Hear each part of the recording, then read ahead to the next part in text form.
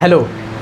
तो आज हम बेसिकली पढ़ने वाले हैं वेक्टर्स के बारे में कि वेक्टर्स होते क्या हैं। जैसे जितने भी फिजिकल क्वांटिटी होती हैं उनको हम दो जगह कैटेगराइज करते हैं, एक होता है वेक्टर क्वांटिटी और दूसरा होता है स्केलर क्वांटिटी। वेक्टर क्वांटिटी क्या होता है? एक होता है वेक्टर क्वांटिटी एंड दूसरा होता है scalar quantity. Scalar quantity, vector quantity किसे कहते हैं? वेक्टर क्वांटिटी वो होता है जिसमें जिस क्वांटिटी में हमें डायरेक्शन होने का भी एक नॉलेज मिलता है, उसे हम वेक्टर क्वांटिटी बोलते हैं। मैग्नीट्यूड तो होता है, ये डायरेक्शन भी होता है, लेकिन स्केलर क्वांटिटी में क्या होता है? सिर्फ मैग्नीट्यूड होता है। जैसे हम थोड़ा सा एक एग्जांपल से समझते हैं। जैसे मैंने अगर जैसे कार्य जो होता है, वर्क होता है, वर्क का जो यूनिट होता है जूल होता है। मैं अगर बोलूँ कि मैंने इस ऑब्जेक्ट को 5 न्यूटन का फोर्स लगा करके 10 मीटर डिस्प्लेसमेंट कर दिया सेम डायरेक्शन में। फोर्स अभी थोड़ा सा डेप्थ में नहीं जाएंगे। मैंने फोर्स को 10 मीटर डिस्प्लेसमेंट कर दिया और सेम डायरेक्शन में, तो हमारा जो वर्क होगा, वर्क इज इक्वल टू क्या होता है? Force into displacement. तो वहाँ से जो वर्क आएगा वो आएगा 50 जूल का।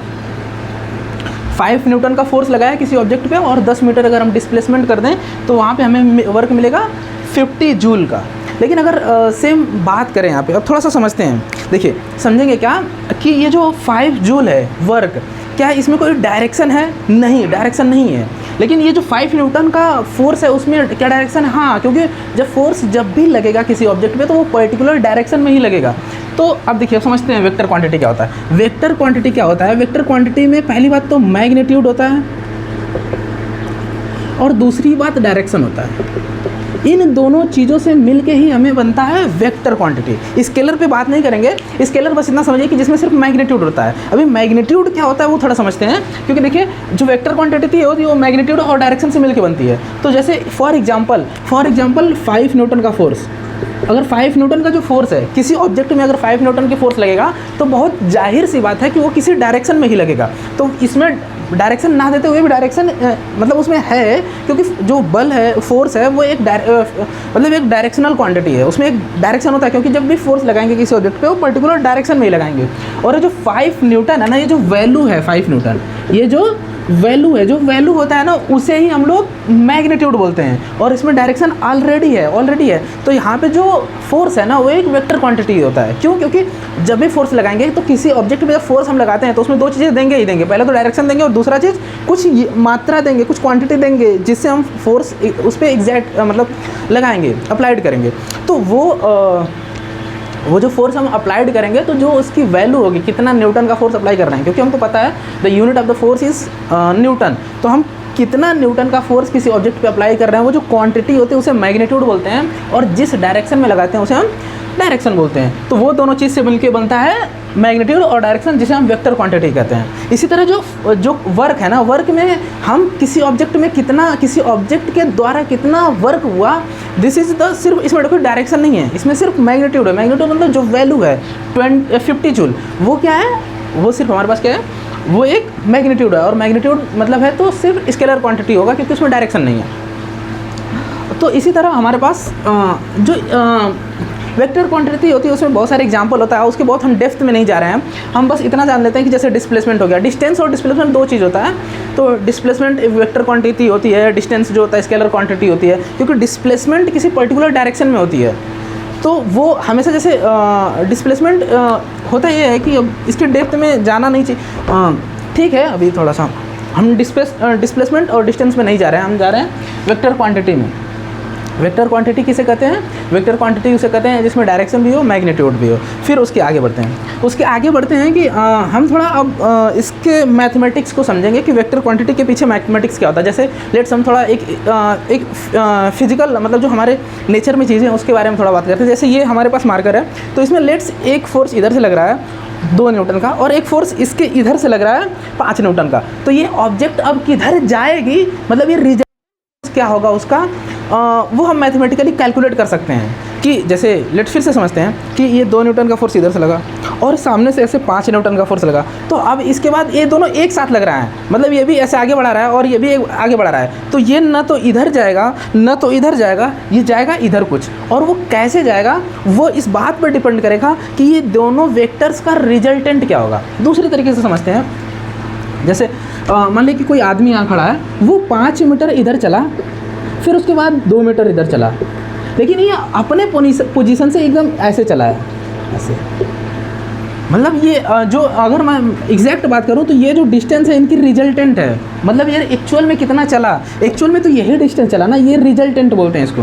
मतलब जैसे कोई ऑब्जेक्ट है, अगर इधर से 2 न्यूटन का फोर्स लग रहा है, इधर से 5 न्यूटन का फोर्स लग रहा है, तो ये ऑब्जेक्ट किधर जाएगा? ये इधर तो नहीं जाने वाला, नहीं इधर जाने वाला, क्योंकि दोनों एक साथ लग रहा है। तो ये ऑब्जेक्ट है, लेट्स ये ऑब्जेक्ट है, तो ऐसे ऐसे कुछ होगा, मतलब ये कुछ ऐसे जाने वाला है। होप आप समझ रहे हैं।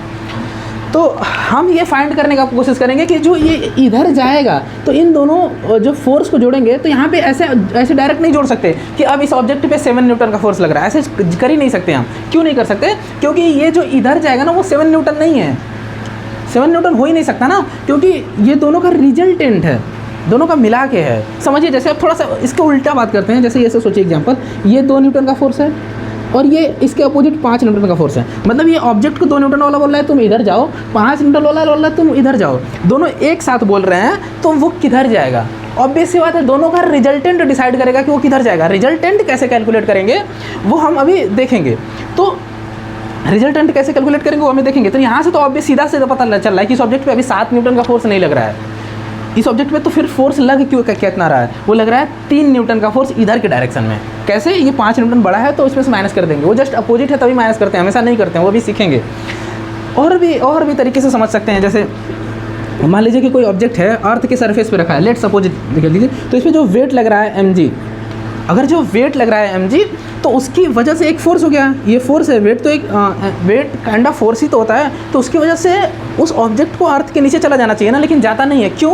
क्योंकि जो अर्थ का सरफेस होता है ना, ऑब्जेक्ट पे एक नॉर्मल फोर्स लगाता है, और ये नॉर्मल फोर्स और ये वेट वाला फोर्स दोनों इक्वल हो जाने की वजह से वहाँ पे एक इक्विलिब्रियम आ जाता है, और जिसकी वजह से क्या होता है, जब इन दोनों फोर्स का रिजल्टेंट निकालेंगे तो वो 0 आ जाता है।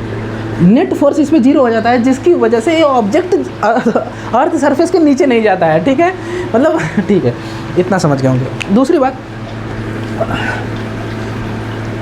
दूसरी चीज़ कि हम अब देखेंगे ये चीज़ कि वेक्टर का एडिशन होता कैसे है। तो हमारे पास 2 लॉ होते हैं, एक तो triangle law of vector addition, और दूसरा होता है parallelogram law of vector addition. 2 होते हैं। पहली बात तो वेक्टर को थोड़ा सा ना हम लोग डायग्राम से समझेंगे।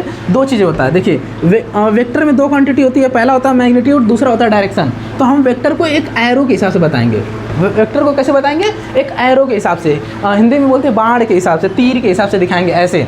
तो इसमें 2 चीज़ें होता है। ये जो तीर की डायरेक्शन होती है ना, ये डायरेक्शन को बताता है, और वो जो इसकी लेंथ होती है, यहाँ पर मैं लिख दे रहा हूँ, जो एरो का लेंथ होता है वो होता है मैग्नीट्यूड, और जो डायरेक्शन होता है वो तो डायरेक्शन होता है। मतलब ये जो डायरेक्शन है, एरो का जो ये डायरेक्शन है, वो उसकी जो वेक्टर क्वांटिटी है उसके डायरेक्शन को बताएंगे। थोड़ा सा एग्जांपल से समझते हैं। मान लीजिए कि कोई ऑब्जेक्ट पे अगर मान लीजिए 2 न्यूटन फोर्स को हम ऐसे दिखा रहे हैं, इतना बड़ा दिखा रहे हैं, तो जो 4 न्यूटन का फोर्स होगा उसको इसकी जस्ट डबल दिखाएंगे, मतलब लेंथ डबल हो जाएगा। लेकिन अगर डायरेक्शन सेम है, तो जैसे मैं बोलूँ कि इस ऑब्जेक्ट पे 2 न्यूटन का फोर्स ऐसे लग रहा है, ठीक है, तो मैं 2 न्यूटन के फोर्स को एक डायग्राम का रूप दूंगा, और रूप दे दिया ये, तो उसके ही रेशियो में, अब सेम क्वेश्चन अगर सॉल्व कर रहे हैं तो उसके ही रेशियो में अगर मैं 4 न्यूटन का फोर्स दूंगा तो उसकी लेंथ डबल हो जाएगी, क्योंकि लेंथ ही मैग्नीट्यूड को डिस्क्राइब कर रही है, दिखा रही है। तो लेंथ मैग्नीट्यूड को दिखा रही है और डायरेक्शन तो डायरेक्शन को दिखा रही है। तो होप आप समझ रहे होंगे कि मैं किसकी बात कर रहा हूँ। मतलब किसी भी वेक्टर क्वांटिटी को अगर हम एरो के रूप में रिप्रेजेंट करें तो उसकी लेंथ जो है मैग्नीट्यूड को रिप्रेजेंट करेगी, और उसकी जो डायरेक्शन होती है तो डायरेक्शन को रिप्रेजेंट करेगी। तो अच्छा, तो इसका फ़ायदा क्यों है? ये सब फालतू काम हम कर क्यों रहे हैं? ये भी तो जानना जरूरी है ना। ये फालतू काम हम इसलिए कर रहे हैं ताकि चीज़ों को सिंप्लीफाई कर पाएँ। लेट्स हम समझते हैं थोड़ा सा। मैं मान लूँ कि ये ऑब्जेक्ट है, ठीक है, मैं मान ले रहा हूँ कि ये 2 न्यूटन का फोर्स है, और मैं मान ले रहा हूँ कि ये है 4 न्यूटन का फोर्स। थोड़ा लेंथ इसका डबल कर देते हैं, जस्ट आप समझिए थोड़ा सा कि ये जस्ट डबल है, ठीक है, ये डबल है। तो ये 4 न्यूटन का फोर्स है। अब मैं जानना चाहता हूँ कि ये ऑब्जेक्ट जाएगा किधर, तो थोड़ा अच्छे से लिख देता हूँ। ये 2 न्यूटन का फोर्स है, ये 4 न्यूटन का फोर्स है। अब ये ऑब्जेक्ट जाएगा किधर, वो रिजल्टेंट फोर्स हम कैलकुलेट करना चाहते हैं। तो कैलकुलेट हम 2 तरीके से कर सकते हैं। पहला है ट्रायंगल लॉ, दूसरा है पैरेललोग्राम लॉ। तो होप आप ये समझ रहे होंगे कि हम किसी भी वेक्टर को तीर के रूप में या फिर एरो के रूप में क्यों रिप्रेजेंट करते हैं, ताकि हम एक फ्रेम बना सकें और रिजल्टेंट वेक्टर को हम अच्छे से समझ पाएँ। जैसे एक ऑब्जेक्ट है, किसी पे 2 फोर्सेस लग रहे हैं at the same time, then what is the resultant vector, तो हम 2 लॉ से कैलकुलेट कर सकते हैं। ट्रायंगल लॉ क्या कहता है? ट्रायंगल लॉ कहता है कि अगर हमें 2 वेक्टर को ऐड करना है तो आपको बस ऐसे करना है कि पहले वेक्टर को एज इट इज लिखिए, और लिखना है तो देखिए जैसे ये वेक्टर को हमको यहाँ से उठा के यहाँ करना है, तो हम इसकी डायरेक्शन नहीं चेंज कर सकते, डायरेक्शन इधर है तो इधर ही रहेगी, ऐसे या ऐसे नहीं कर सकते, याद रखिएगा। अगर वेक्टर को उठा के रखना है तो एज इट इज रखिए। तो बोला है कि पहले वेक्टर को एज इट इज रखिए और दूसरे वेक्टर को इस हिसाब से रखिए कि उसकी डायरेक्शन चेंज ना हो, मैग्नीट्यूड चेंज ना हो, बस उसका टेल पहले वाले के हेड से हो। फिर से सुनेंगे, क्या सुनेंगे आप कि हमें पहले वेक्टर को एज इट इज बना लेना है। ठीक है, बना लिया पहले वेक्टर को एज इट इज बना लिया। एज इट इज मतलब जैसा था वैसे ही, उसकी लेंथ नहीं चेंज होगी, ठीक है, उसकी डायरेक्शन नहीं चेंज होगी, डायरेक्शन ऐसे है तो ऐसे ही रहेगी। दूसरी बात कि दूसरे वाले वेक्टर को उठा के पहले वाले वेक्टर के पास रखना है और इस प्रकार रखना है कि उसकी मैग्नीट्यूड और डायरेक्शन में चेंज नहीं होना चाहिए और उसका टेल पहले वाले के हेड पर होना चाहिए। अब टेल हेड क्या होता है? इसकी जो पूंछ होती है उसे टेल बोलते हैं और जिसका सर होता है उसे हेड बोलते हैं। ठीक है, होप समझ गए होंगे।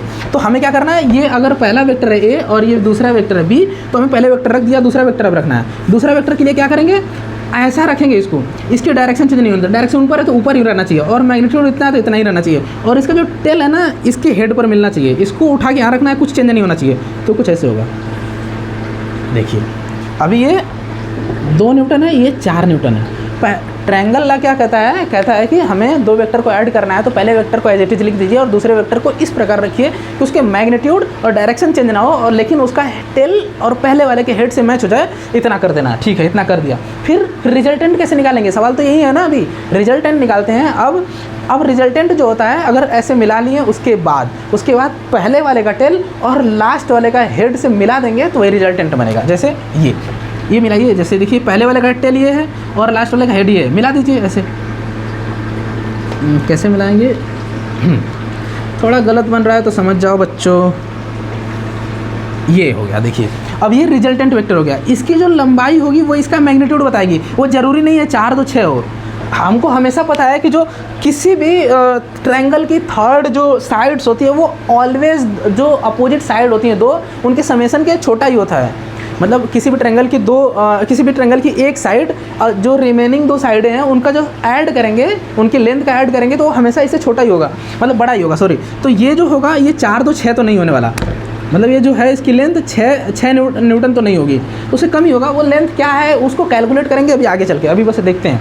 तो ये हमारा रिजल्टेंट मिल गया, मतलब आप समझ रहे हैं, ये जो है ये रिजल्टेंट वेक्टर है, ये हमारा रिजल्टेंट वेक्टर मिल गया। अब देखिए यही रिजल्टेंट वेक्टर है। मतलब अब हम सवाल पूछेंगे कि ये ऑब्जेक्ट जो है ये किधर जाएगा, तो इसका टेल यहाँ पे उठा के रखिए ऐसे करके, सही है ना, सेम डायरेक्शन है ना, थोड़ा सा इधर है।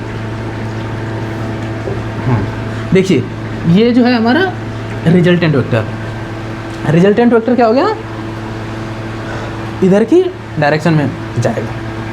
मतलब समझ रहे होंगे। तो ये रिजल्टेंट वेक्टर हम कैलकुलेट कर सकते हैं। मतलब ये जो ऑब्जेक्ट है इधर जाएगा और उसका फोर्स क्या होगा, वो इसकी लेंथ के इक्वल होगा। मतलब मैग्नीट्यूड की बात कर रहे हैं। अभी इसकी लेंथ कैसे कैलकुलेट करना अभी आगे देखेंगे, बहुत परेशान होने की जरूरत नहीं है। बस मैं एक ओवरव्यू दे रहा हूँ कि ऑब्जेक्ट का रिजल्टेंट डायरेक्शन क्या होगा, वो तो समझ में आ रहा होगा कि ये ऑब्जेक्ट ना तो इधर जाएगा ना तो इधर जाएगा। कब, जब ये दोनों फोर्स इंस्टेंट पर, मतलब एक सेम टाइम पर लग रहे हैं, तो ये इधर जाएगा, पहली बात।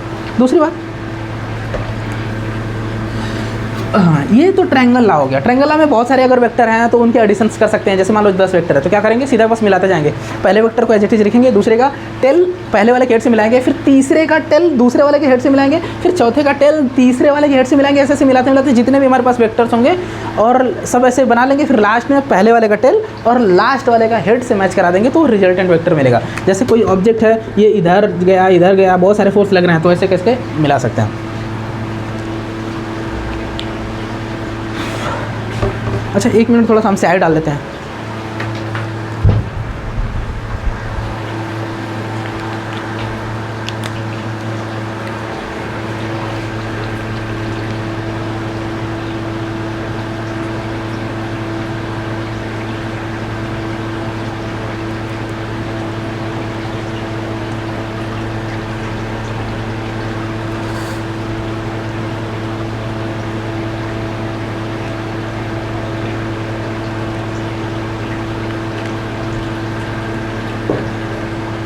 सॉरी फॉर मतलब थोड़ा सा पैरेललोग्राम लॉ समझते हैं। पैरेललोग्राम लॉ क्या कहता है, जैसे इसमें क्या था कि पहले वाले का मतलब हेड रहना है और दूसरे वाले को टेल मैच कराना है, लेकिन पैरेललोग्राम लॉ क्या कहता है कि आप दोनों के टेल से टेल को मैच कराइए। फिर क्या करना है, जैसे मान लीजिए कि ये ऑब्जेक्ट है, देखिए जो रिजल्टेंट आया था वो ऐसा ही कुछ आया था, वो याद रखिएगा आप। ये 2 न्यूटन था और ये 4 न्यूटन था, तो और रिजल्टेंट ऐसा ही आया था। तो पैरेललोग्राम से भी रिजल्ट यही आने वाला है। देख थोड़ा करते हैं, कैसे करते हैं कि दोनों का टेल से टेल मिलाना है, मतलब इन दोनों को मैच करा दीजिए। तो इन दोनों को मैच कराते समय क्या ध्यान रखेंगे, उनका मैग्नीट्यूड और डायरेक्शन चेंज नहीं होना चाहिए। तो हमने ये 2 न्यूटन बना दिया और हमने ये 4 न्यूटन बना दिया। हमने दोनों का टेल से टेल मैच करा दिया। 4 न्यूटन में क्या डायरेक्शन इसकी क्या है, ऊपर की तरफ है, तो हमने ऊपर की तरफ 4 न्यूटन बनाया। इसकी लेंथ सेम रहेगी, लेंथ और डायरेक्शन चेंज नहीं होनी चाहिए। इसकी लेंथ और डायरेक्शन इधर है तो चेंज नहीं होनी चाहिए। हमने टेल से टेल मिला दिया। फिर उसके बाद क्या करेंगे, हम जितने भी जो वेक्टर्स दोनों हैं उन दोनों के वेक्टर्स के पैरेलल में अपोजिट वेक्टर्स के हेड से एक लाइन खींचेंगे।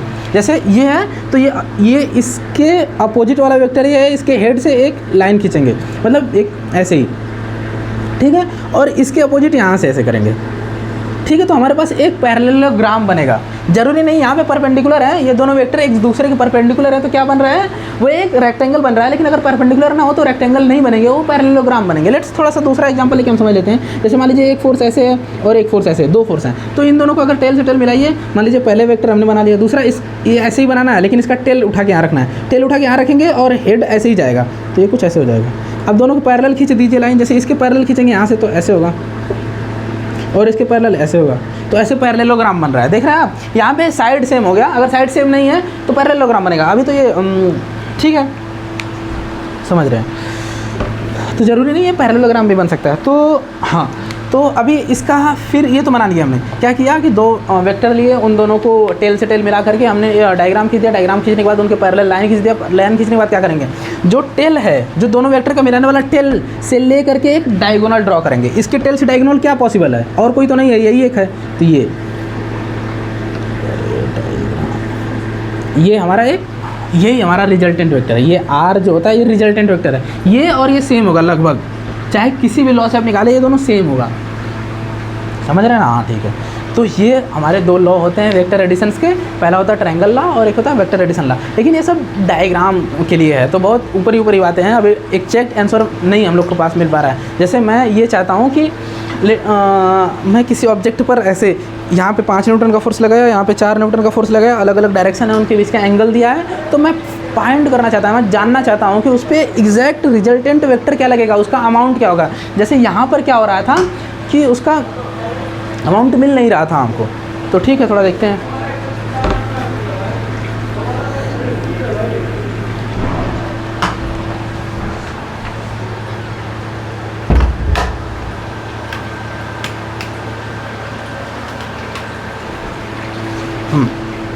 थोड़ा सा साइनिंग बोर्ड पे आ रही है तो थोड़ा सा मैनेज करिएगा। मैं एक बार देख लेता हूँ साइनिंग कहाँ आ रही है।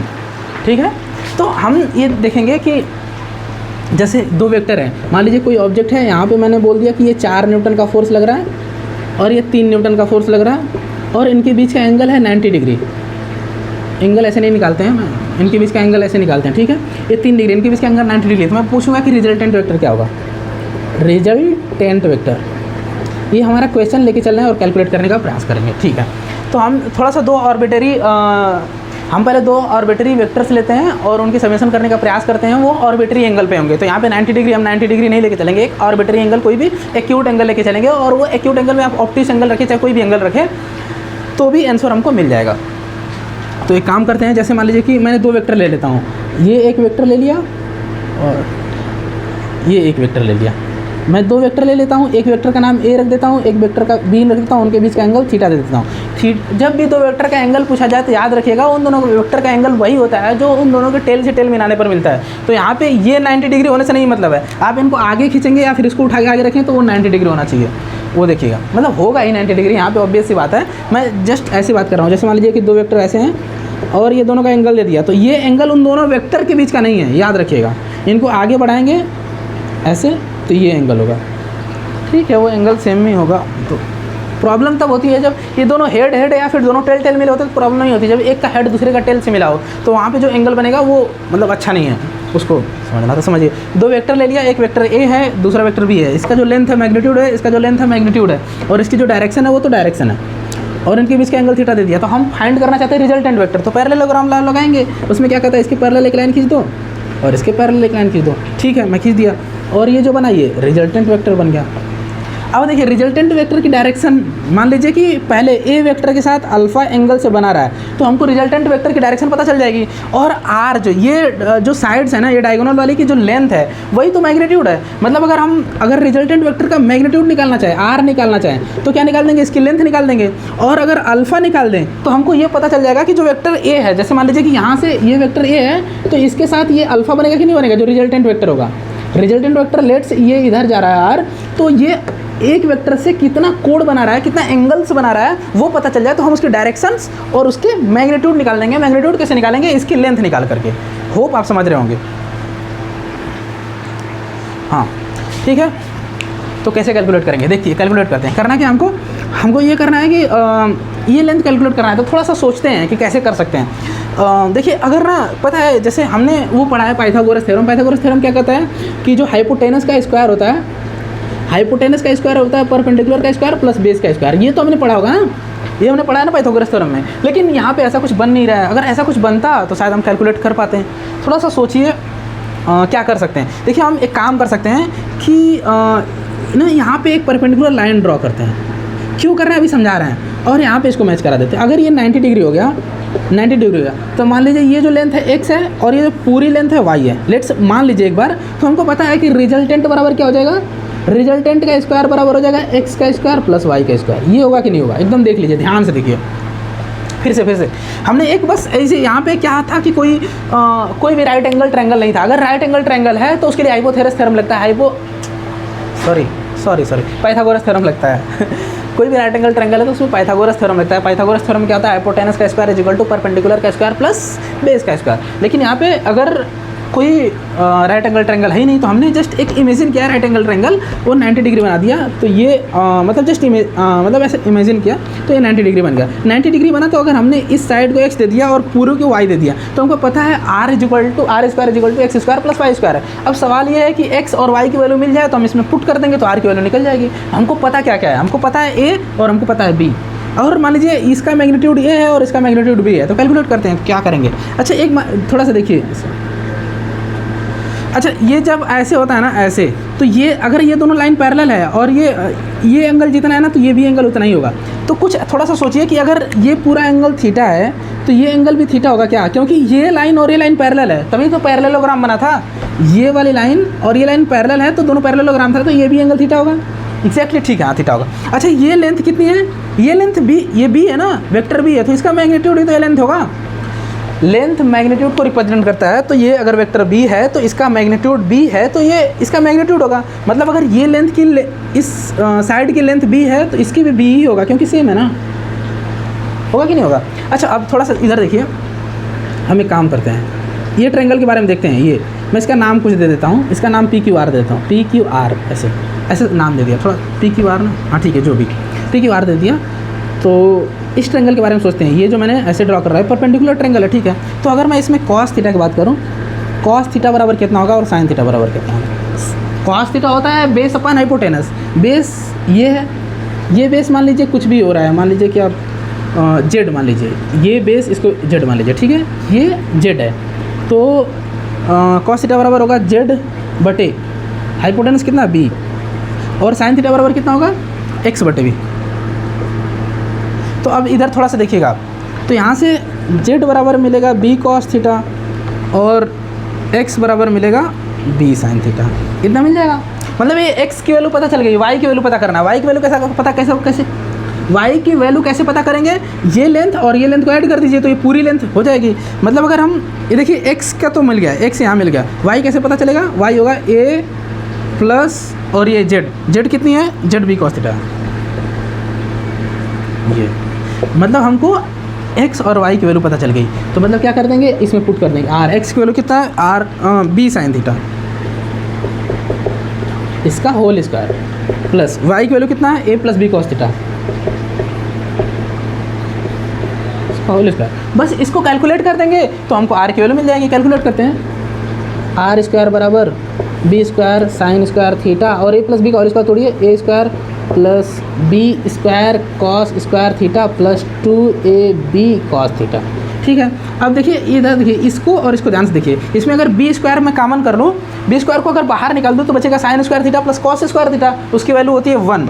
तो सीधा क्या आ जाएगा, आर स्क्वायर बराबर हो जाएगा, ये देखिए पहले इसको मैं लिख देता हूँ, ए स्क्वायर को, A square plus B square plus 2ab cos theta. फिर से सुनिए, फिर से यहाँ पे थोड़ा सा देखिए, ए स्क्वायर को मैंने आगे लिख दीजिए, और इन दोनों टर्म में जिसको मैं सर्कल कर रहा हूँ इसमें मैंने बी स्क्वायर को कॉमन किया तो बचा क्या, sign square theta plus cos square theta, उसकी वैल्यू होती है 1, तो सिर्फ बी स्क्वायर बचेगा, और ये हो जाएगा 2ab कॉस थीटा। ये हो गया हमारा रिजल्टेंट वे आंसर। रिजल्टेंट कितना फार्मूला आया, A square plus B square plus 2ab, याद रखिएगा। मैं थोड़ा इसको मिटा रहा हूँ, हाँ मिटाने से मैं ये थोड़ा ये एंगल की वैल्यू निकालना चाहता हूँ, तो लेट सपोज मैं लिख दे रहा हूँ tan अल्फा, तो tan अल्फा बराबर कितना होता है, tan अल्फा होता है परपेंडिकुलर अपॉन बेस, मतलब x अपॉन वाई, और x की वैल्यू कितना थी अभी हमने लिखा था, x की वैल्यू शायद b साइन थीटा थी और y की value a plus B cos theta थी। ये हो गया tan अल्फा।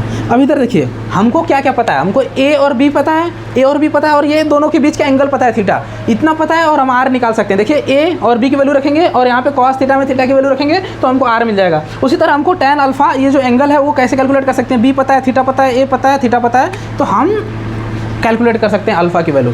मतलब हम अब किसी भी वेक्टर की अगर डायरेक्शन पता कर लें, डायरेक्शन अल्फा से पता चल जाएगी, और उसकी लेंथ पता कर लें, वो मैग्नीट्यूड हो जाएगा, तो हमको फाइनल रिजल्ट पता चल जाएगा ना। अभी देखिए थोड़ा समझ में नहीं आ रहा होगा तो एक क्वेश्चन कर लेते हैं, ये क्वेश्चन करते हैं, ये वाला इसको मिटा रहे हैं। याद रखिए, थोड़ा यहाँ लिख देते हैं, रिजल्टेंट वेक्टर बराबर कितना होता है, रिजल्टेंट वेक्टर कितना होता है, हाँ A square plus B square plus 2ab cos theta, और tan अल्फा बराबर कितना होता है b साइन थीटा और a plus B cos theta. ये देखिए ये दो फार्मूला हमारे पास हैं किसी वेक्टर का निकालने के। तो यहाँ पे एक एग्जांपल लेते हैं। क्या एग्जांपल लेते हैं, एक वस्तु है, एक ऑब्जेक्ट है जिस पर एक 4 न्यूटन का फोर्स लगा और एक 3 न्यूटन का फोर्स लगा, तो इस पर रिजल्टेंट फोर्स क्या होगा। हमको पता है कि इन दोनों वेक्टर के बीच का जो एंगल है कितना है, बताइए, सोचिए थोड़ा, कितना है, 90 डिग्री है, एंगल 90 डिग्री है कि नहीं इनके बीच। तो हमको थीटा पता है, ए की वैल्यू 4, बी की वैल्यू 3 पता है, इसमें पुट कर दीजिए, रिजल्टेंट निकालते हैं। रिजल्टेंट स्क्वायर बराबर कितना होगा, ए की वैल्यू 4 का स्क्वायर प्लस 3 का square plus 2ab, A B का मतलब ए की मतलब 4, बी का मतलब 3, और cos 0 अरे cos 90 होगा। ठीक है, तो रखिए 4 4 जा 16, 3 3 जा 9, और cos 90 की वैल्यू 0 होती है, तो जिसकी वजह से पूरा 0 हो जाएगा, तो ये फिर इतना ही बचेगा 25। तो आर स्क्वायर बराबर 25, तो आर बराबर हो जाएगा 5, आर बराबर हो गया 5। मतलब सोच रहे हो आपकी, मतलब अगर दो ऑब्जेक्ट है, एक ऑब्जेक्ट है उस पर 2 फोर्स लग रहे हैं, 4 न्यूटन है, 3 न्यूटन, तो डजंट नीड कि मतलब उस पर जो रिजल्टेंट फोर्स होगा वो 7 न्यूटन हो, वो 5 न्यूटन आ रहा है। थोड़ा समझो आप इसको, ये 5 न्यूटन का फोर्स इस पर लगेगा, लेकिन उसकी डायरेक्शन क्या होगी वो कैलकुलेट करते हैं। डायरेक्शन का फार्मूला ये है, लगाते हैं, बी साइन थीटा कितना होगा, साइन थीटा 90 है तो उसकी वैल्यू 1 होगी, कॉस थीटा 90 है तो वहाँ पे कॉस 90 की वैल्यू 0 हो जाएगी, तो सिर्फ कितना बचेगा, बी बाई ए बचेगा। सोच लो आप ना, बी बाई ए बचेगा, तो tan अल्फा बराबर बी बाई ए, ये साइन 90 की वैल्यू 1 हो जाएगी तो b बचेगा, यहाँ cos 90 की वैल्यू 0 हो जाएगा तो सिर्फ a बचेगा, ये तो पूरा टर्म 0 हो गया, तो b बाई ए बचेगा। b बाई ए का मतलब कितना होता है 4/3। तो आप अल्फ़ा की वैल्यू कैलकुलेट कर सकते हैं tan इनवर्स 4/3 कैलकुलेटर से, समझ रहे कि नहीं, ये कैलकुलेट आप कर सकते हैं। ये कितना एंगल आएगा वो आप कैलकुलेट कर सकते हैं, मतलब कुछ 37 के आसपास आता है, मतलब ये जो एंगल है ना, 1 मिनट थोड़ा ऐसे समझते हैं, 4 न्यूटन, हाँ ये कुछ 37 आएगा, मतलब 37 डिग्री सेल्सियस ऐसे कुछ करके, मतलब 37 ऐसे कुछ आएगा। ठीक है, तो ये समझ रहे हैं ना कि आप अब ये पता कर लिए, मतलब ये है ना, इससे ये जो एंगल बनाएगा वो 37 बनाएगा, और जो इसकी लेंथ होगी वो 5 के बराबर होगी। इसके जो रेशियो F4 है तो इसका थोड़ा सा बड़ा, मतलब 5 हो जाएगा न्यूटन। ये देखिए अब डायरेक्शन भी पता चल गया और वेक्टर भी पता चल गया, मतलब ये ऑब्जेक्ट अब किधर जाएगा, अगर किसी ऑब्जेक्ट पे एक टाइम पे 4 न्यूटन और 3 न्यूटन का फोर्स लग रहा है तो वो किधर जाएगा वो हमको पता चल जाएगा। ठीक है, होप समझ गए होंगे। हाँ, इस पर हम क्वेश्चन भी कर सकते हैं थोड़ा, और इसको इसमें जैसे और भी समझ सकते हैं। जैसे देखिए मैं थोड़ा इधर इसी चीज़ को और समझ रहा हूँ। जैसे ये ऑब्जेक्ट है, इस पर ऐसे ले लीजिए ना, 3 न्यूटन का फोर्स ले लीजिए और इधर की तरफ 4 न्यूटन का फोर्स ले लीजिए। इसको कैलकुलेट करते हैं, रिजल्टेंट निकालो आप। ए और बी तो सेम रहेगा, तो मतलब ए स्क्वायर मतलब ए बी सेम रहेगा, तो 4 का स्क्वायर प्लस 3 का square plus 2 into 4 into 3 into cos. Cos ये क्या होगा, इनके बीच का एंगल कितना है, जस्ट अपोजिट है, जस्ट अपोजिट तो 180 होगा। 180 की वैल्यू मतलब -1 होती है आई थिंक। ये हो जाएगा 25, ये कितना होगा 25, ये 2 4 जा 8 3 जा 24 होगा, और इसकी वैल्यू -1 होती है, तो कितना आ जाएगा 24 माइनस 25 माइनस 24, ये हो जाएगा 1। सोच रहे हो आप रिजल्टेंट फोर्स बना रहे हैं यहाँ पे, मतलब क्या निकल रहा है, और उसकी डायरेक्शन भी आप निकाल सकते हैं। अगर मैंने इसको ए माना है, इसको बी माना है, लेट्स, तो क्या tan अल्फा बराबर क्या होता है, tan अल्फा बराबर होता है बी साइन थीटा और A plus B cos theta, ऐसा कुछ होता है। तो यहाँ पे अगर थीटा 180 रखेंगे, तो आप सोचो थीटा 180 रखेंगे तो क्या आएगा, रखते हैं। बी की वैल्यू कितना है, बी की वैल्यू 3 है, और ये साइन 180। अब साइन 180 का मतलब कितना होता है, आप सोचो साइन 180 का मतलब होता है 0। अब यहाँ पे अगर ये 0 है तो पूरा 0 हो जाएगा, मतलब tan अल्फा की वैल्यू 0 हो जाएगी। tan अल्फा 0 कब होता है, जब अल्फा 0 होता है। अब अगर अल्फा 0 है मतलब जो ए है, ए के साथ सेम एंगल, मतलब ए के साथ 0 एंगल बना रहा है, मतलब जिस डायरेक्शन में ए है उसी डायरेक्शन में हमारा रिजल्टेंट वेक्टर आएगा। ये रिजल्टेंट वेक्टर की डायरेक्शन को बता रहा है विद पहले वाले वेक्टर के रिस्पेक्ट में। मतलब पहला वाला वेक्टर हमने ए किसको लिया है, 4 न्यूटन को, उसका डायरेक्शन कितना है इधर की तरफ, और उसके साथ कितना एंगल बना रहा है 0 एंगल, मतलब जो रिजल्टेंट वेक्टर है उसकी डायरेक्शन इधर होगी, और लेकिन उसका मात्रा कितना होगा 1 न्यूटन। और हम डायग्राम से भी ये बात समझ सकते हैं कि कोई ऑब्जेक्ट है, उस पर एक इधर की तरफ 4 न्यूटन का फोर्स लग रहा है, इधर की तरफ 3 न्यूटन का फोर्स लग रहा है, तो रिजल्टेंट फोर्स इधर की तरफ होगी जो 1 न्यूटन होगा, वही तो दे रहा है ये चीज़। तो हमने कितना देख रहे हो, कितना फिजिकल चीज़ों को रिलेट करके हमने एक क्वेश्चन को फ्रेम किया जो सॉल्व कर लिया। तो ये होता है फिजिक्स की खूबसूरती, ठीक है। हाँ, होप आप समझ रहे होंगे, ये बात है। अगर इसी को जस्ट ऐसे भी ले सकते हैं आप, थोड़ा सा ऐसे कर लीजिए ना, दोनों को ऐसे ले लीजिए। मान लीजिए इधर 3 न्यूटन ए ऑब्जेक्ट है, इधर 3 न्यूटन लग रहा है, इधर ही एक 4 न्यूटन का भी लग रहा है, दोनों इधर लग रहा है ए और बी, तो वहाँ पे थीटा तो 0 हो जाएगा ना, थीटा 0 हो गया। थीटा 0 होगा तो क्या होगा, अगर थीटा 0 होगा तो ये सिर्फ 1 होगा, -1 नहीं होगा, ये प्लस आ जाएगा, तो यहाँ पे 49 हो जाएगा, ये और स्क्वायर बराबर, तो आर स्क्वायर बराबर 49, तो आर बराबर 7 न्यूटन हो जाएगा, 7 न्यूटन। अब आर 7 न्यूटन आ जाएगा। सोच लो ना, कोई ऑब्जेक्ट है, इधर 3 न्यूटन का एक फोर्स लग रहा है, दूसरा 4 न्यूटन का लग रहा है, तो रिजल्टेंट फोर्स उस पर ऐड हो जाएगा, क्योंकि दोनों की डायरेक्शन सेम है, दोनों एक ही काम करना चाहते हैं, कोई अलग नहीं चाहता, तो हो जाएगा। तो ये है, इससे क्वेश्चंस आते हैं कभी कभी, थोड़ा सा कुछ भी क्वेश्चन दे सकता है, नीट उट में आते हैं, ठीक है। हाँ, होप करते हैं कि आप समझे होंगे। धन्यवाद।